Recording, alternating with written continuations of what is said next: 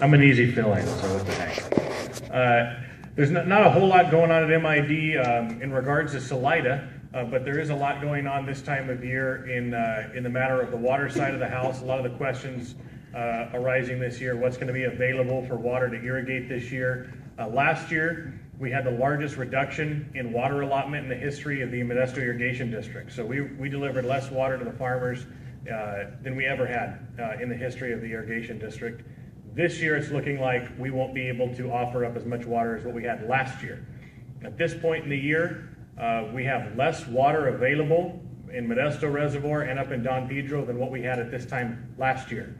So for everyone that has those pray for rain signs, thank you, because that's about all we can do. This last storm that kind of came through here and kind of hit us in this area, we got a little bit of rain out of.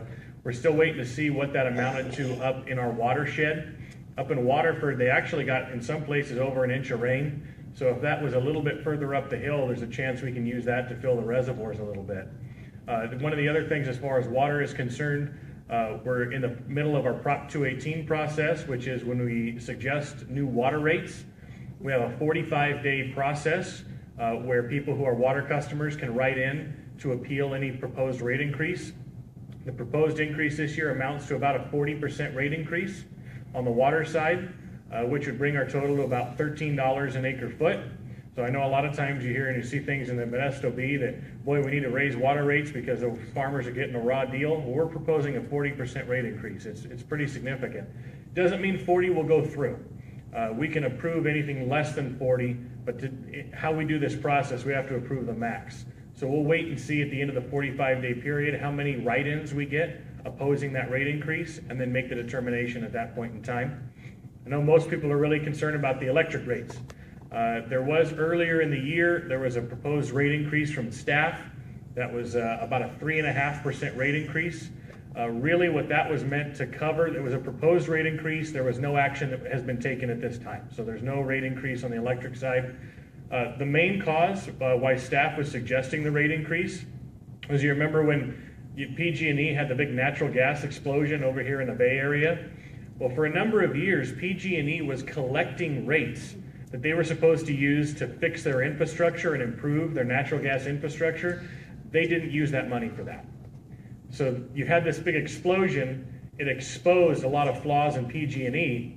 So PG&E got approved an over 100% rate increase on their transportation cost for delivering natural gas. So if you buy natural gas and it's from PG&E, you can probably expect a significant increase. And one of the ways that we generate power at MID is by purchasing natural gas. We have to pay PG&E a transportation fee. That's about a $6 million increase to the district in just this year alone off that increase. The board, our thought is that even with that suggestion that natural gas prices are so low that we'll probably not have to raise electric rates this year.